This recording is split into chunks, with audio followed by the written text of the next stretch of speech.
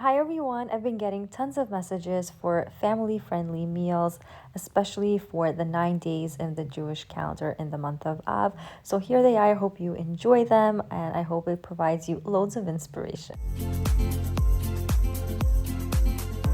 Now I'm going to get moving on to the creamy baked potato. I have some Ruskin potatoes here that are already boiled. You can bake them in the oven. I'm going to be slicing them into circles and putting this onto the baking tray. So they're about this big in size.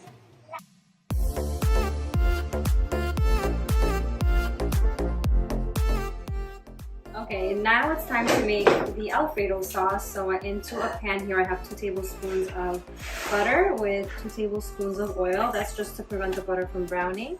Once the butter starts to melt a bit, I'm going to add in a lot of garlic here that I have minced. I think it was about 6 garlic cloves.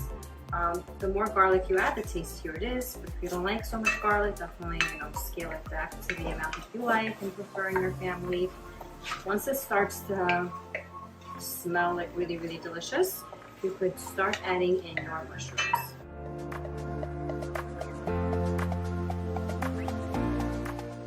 At this point, I'm going to season the mushrooms a bit with some salt and black pepper to help it start to roll down.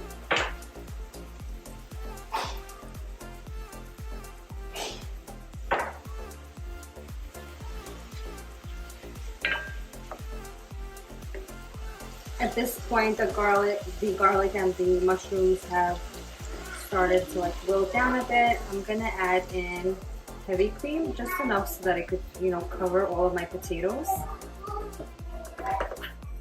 Everything came to a boil. I seasoned it once again with salt and black pepper, and now I'm gonna add in Parmesan cheese just to thicken the sauce.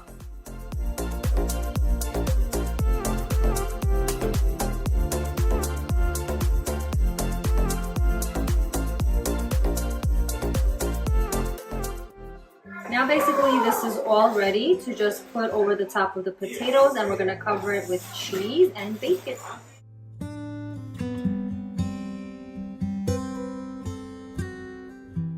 The creamy baked potato now has all the cheese inside. I actually put in some dried cilantro just to make it a little prettier. So I'm going to be baking them together in the oven at 350 degrees for about 30 minutes. So all we're looking for over here is for the cheese to melt, and then it's going to be ready. The next thing that I want to do with you is a mushroom and onion feta quiche using already a prepared pie dish, much like this one. This is the kind of pie crust that I have. It's 9 inches. And I'm just going to follow the directions in the back. So it says to let it thaw out for 15 minutes and then bake it at 375 for about 12 minutes. But first we're going to prick it with a fork. So that's what I'm going to do.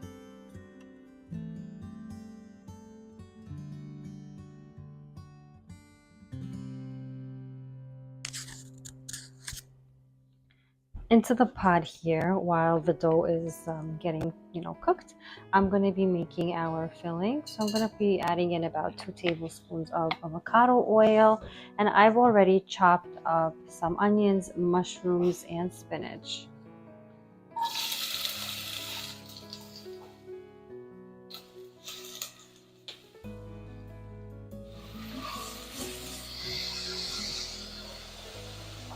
Meanwhile, in here I have 5 eggs that I've just cracked. I'm going to add in a good amount of milk and the rest of the spinach that I've chopped up. I'm going to season it all with some salt and black pepper as well. Just do this to taste like how you would regularly make your omelet.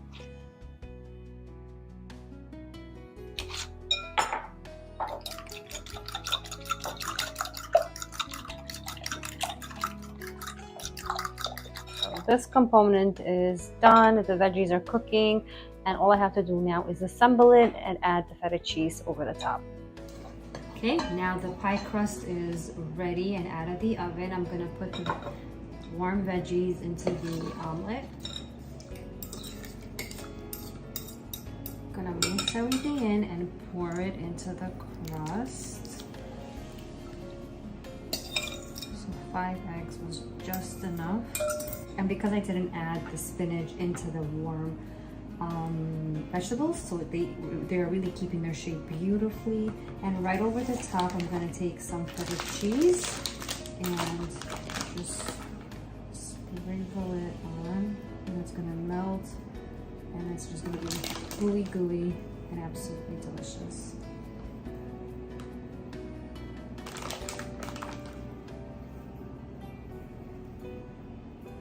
So this is gonna go into a 375 preheated oven until it's all set. I would say between 25 and 35 minutes.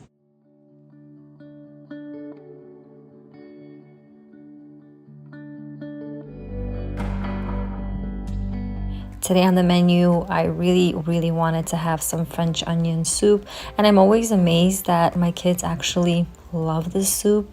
I guess because of the texture and onions, I always felt like kids are grossed out by it, but I'm just so happy that they really do enjoy it and they feel like they're adults with the cheese and the crackers, and it's so gourmet, and it's really not that hard to make, and it is so simple to put together. And even though it's almost summer outside, we still do enjoy a delicious cup of soup. So what I'm going to be doing here is using about 3 large onions. These are yellow onions, and they are on the larger side of it. I'm cleaning them up and washing them and using my food processor to slice the entire thing up.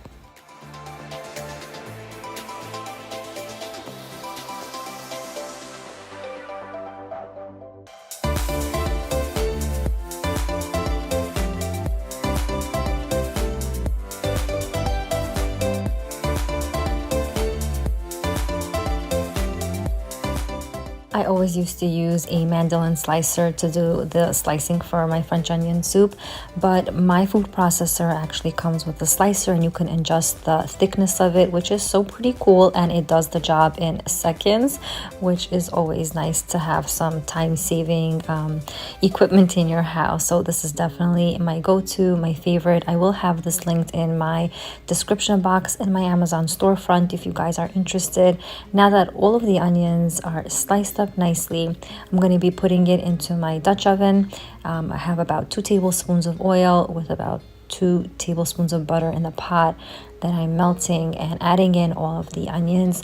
Now, to season the onions and to get it to release its natural sugars and sweat a little bit, I do add in 1 tablespoon of sugar, as you'll see. And this is just not bleached sugar, it's regular sugar that's brown, but not brown sugar. So I add 1 heaping teaspoon of that, and then I season it with some salt and black pepper.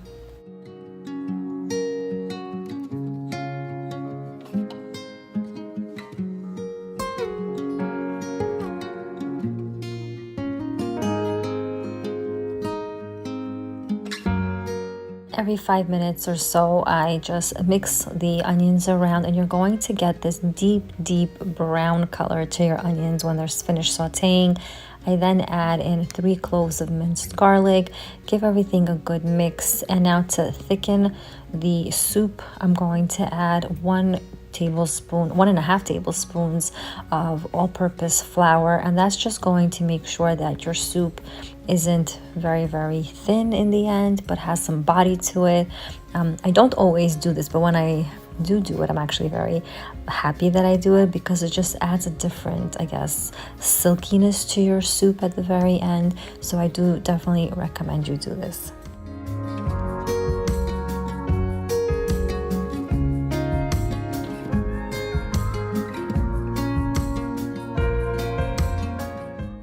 To remove any of the dry bits from the bottom of the pan, I add in about 2 teaspoons of apple cider vinegar and scrape all of those bits off.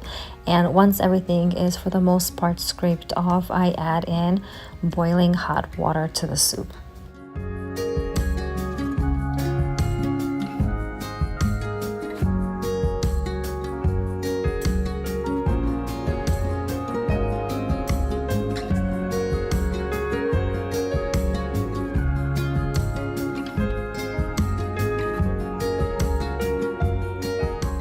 Now to season the soup, I add in some onion soup mix inside. I use 1 tablespoon of that, and I add in a little bit more of salt and pepper, make sure to obviously mix it and taste it and make sure it's to your, palate and liking. And I do enjoy adding bay leaves to any kind of soup. It just adds a really deep, rich flavor to it. At this point, I cover the soup with the lid and let it cook for 30 to 45 minutes. I also had this in my freezer. It's basically some French baguettes, and they're frozen, and you just cook them up in according to the baking instructions. So it's nice to have when you don't have any bread on hand. You just whip it out of your freezer and bake it. The soup after 45 minutes is looking incredible, thick, rich, and delicious, and I can't wait to show you what it looks like at the end.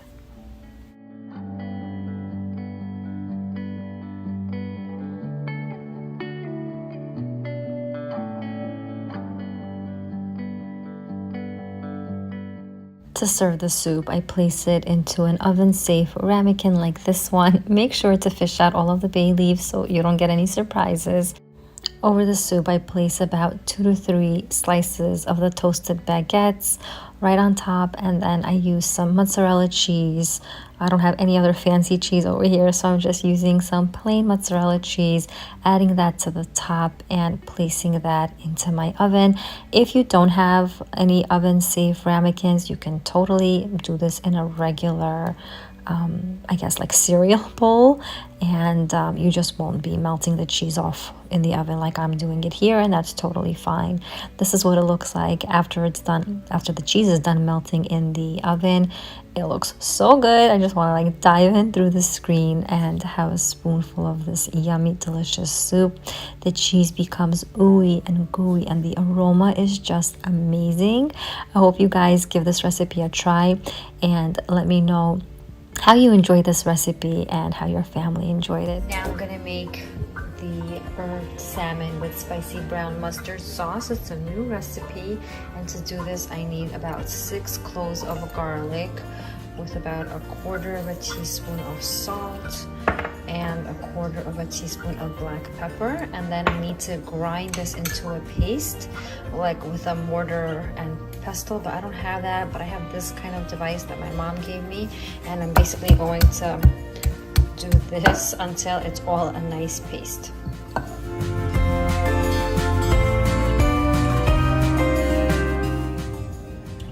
And then I'm gonna take this whole paste and smear it all over the salmon.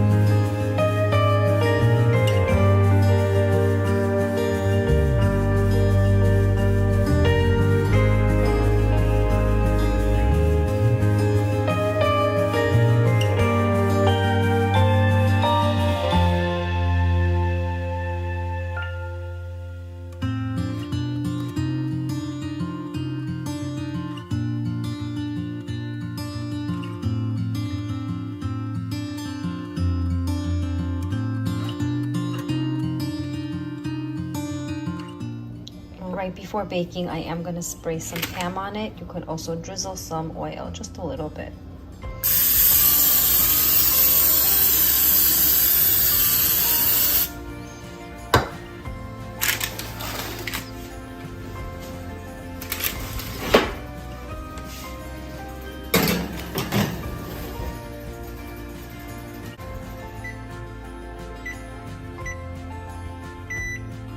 So while the salmon is baking, into the same bowl where I made my garlic, I'm going to make the spicy brown mustard sauce. So for that, we're going to use about 1.5 tablespoons of sugar, 1.5 tablespoons of vinegar, about 1 teaspoon of mustard, about 1/4 cup of oil, and 1/4 cup of dill. Mix all of that up And as soon as the salmon comes out, this is what you're going to baste the salmon with. So before you put this on your salmon, just taste it, make sure it tastes good to you. And if there's something missing to you, add either sugar or more vinegar or whatever else you feel that it needs. Now that the salmon is out, it is looking gorgeous. We're going to put the mustard, spicy mustard dressing right over the top. You could also reserve this and just put it on the side, but oh gosh, doesn't this look so good? Tuesday now. I just got back from work, and right before I have to go pick up my little ones from day camp, I wanted to just set myself up for what I'm going to be making for dinner. Today I'm going to be making some minestrone soup. I have them right here.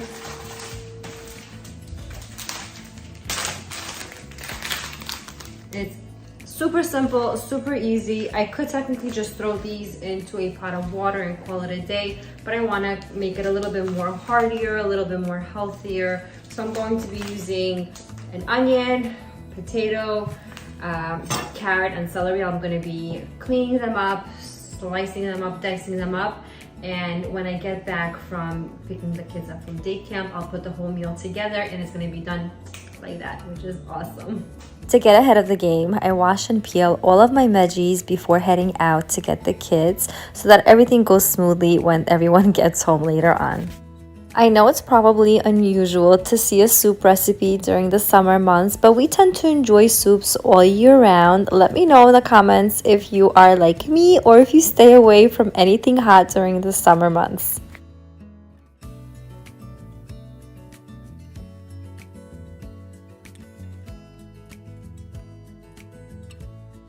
I'm all done. I chopped up the onions, carrots, celeries, and the potatoes. So as you can see, I put them into some cold water because I don't want them to brown. It's going to be like half an hour until I get back. I have my pot ready on the stove to go so I can saute up the vegetables. So we'll be back in a sec. Now I'm back and getting started. Turning on the flame into an empty pot. I'm going to be using avocado oil, about 2 tablespoons worth, 1 and 2 or so. Let that heat up, and then I'm going to add in all of my onions. I place the onions into some oil and then season it with some salt and black pepper, and I mix it around and wait until they become soft. After about 5 minutes of the onions sauteing, I'll be adding in the carrots, celery into the pot as well and giving that a good mix.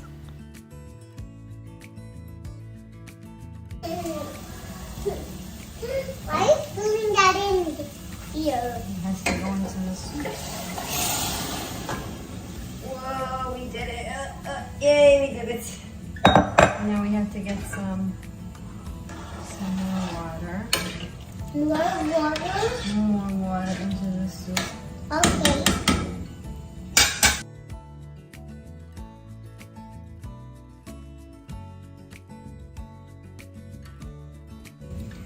So I'm gonna wait a little bit for the water to get, I guess, boiling or not. And I'm gonna cut this up and put it inside the soup. I mean, it's fine as long as you mix it. It doesn't really have to be boiling at this stage.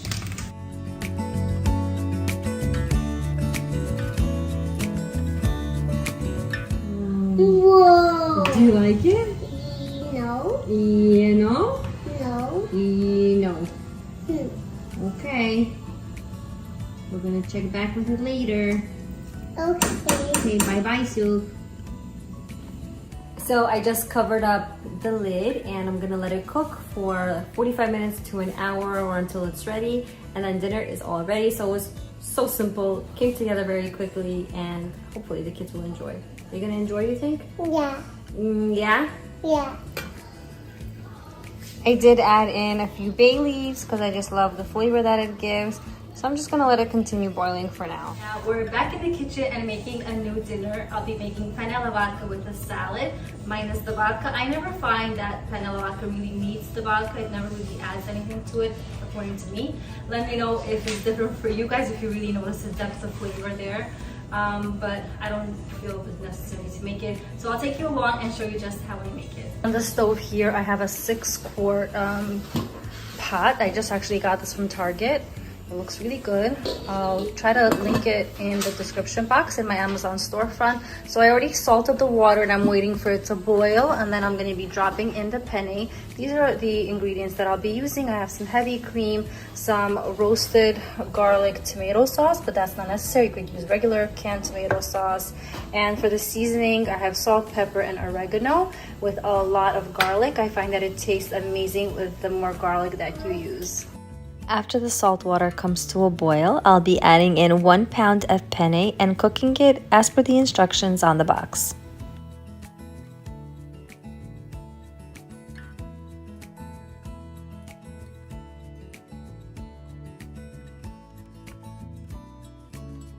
To go with the pasta, I'll be whipping up a quick feta salad that is my personal favorite.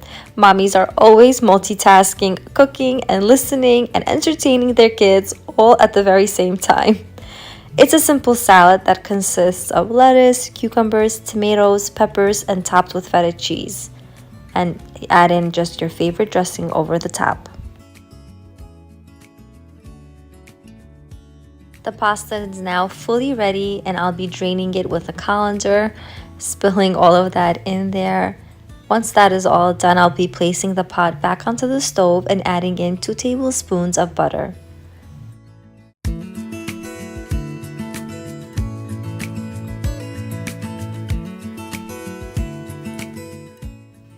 All the minced garlic goes in next, followed by your favorite tomato sauce. Lately, I've been really enjoying adding in tomato sauce that's in a glass. I feel like it tastes so much better.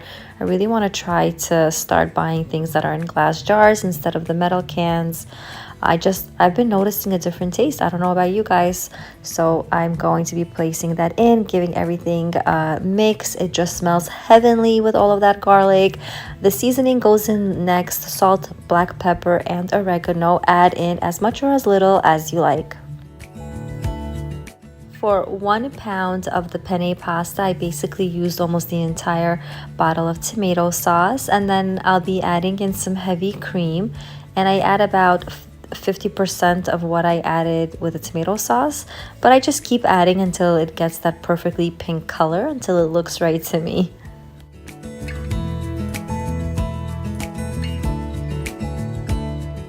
After the sauce has bubbled for a few minutes, I'm going to be adding in the penne into it, giving everything a heavenly mix, plating it up, and enjoying.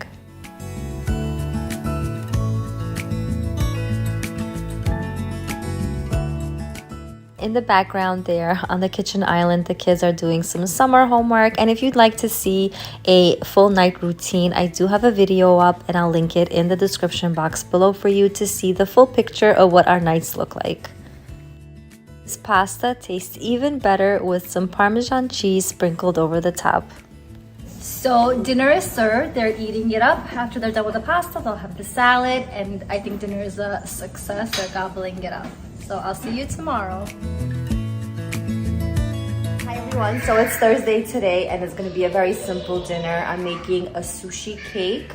Well, it's like rice that's been baked and a sushi topping. Sorry, it's very loud. All the kids are home. So I have my sushi rice going right over here. I will link a detailed video how to make the sushi rice, but it's very simple. I have 2 cups of short grain rice with 3 cups of water that I'll be boiling and covering up. It's very simple to make, and I'll check back with you a little later. Now that all the water has evaporated, I'm gonna cover it with a paper towel and cover it with a lid. Let's do that really well. I lower the flame all the way and place my timer on for 20 minutes. And it's gonna be all ready. Now that it's all in a single layer, nice and thin, I'm gonna put it into a preheated oven set at 400 degrees and let it get crispy. Separately, while I wait for the rice to crispen up, which usually takes about 20 minutes, I'll be chopping up all of my favorite sushi toppings. As you saw, I had the cucumbers going. This is imitation crab that I find in my local supermarket in the freezer section.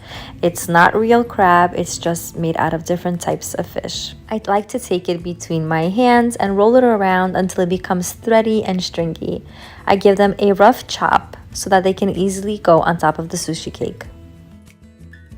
Please let me know in the comments down below if you want to see more of these types of videos of where I share my weeknight meals with you. And now that the rice is fully cooked, we're going to start assembling. I take some soy sauce. Just throw it on all around. And then I start by placing the cucumbers right over the top.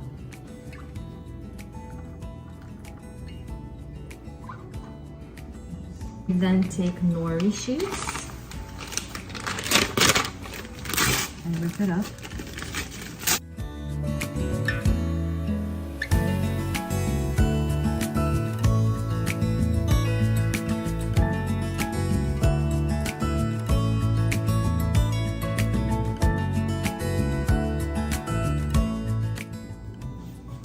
Then the kani goes in next.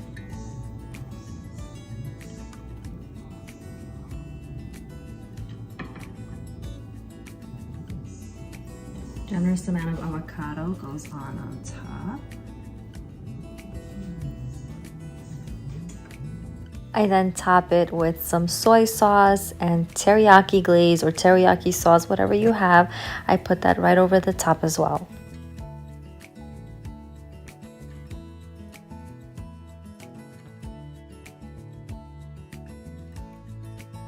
Over here I have some spicy mayo. You can buy the prepared kind, but I had some left over from Shabbos, so I'm going to be using it right here. Some crispy fried onions.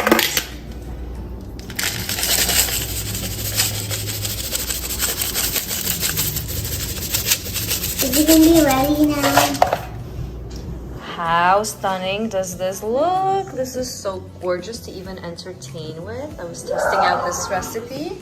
Oh, I think the kids and us will definitely enjoy.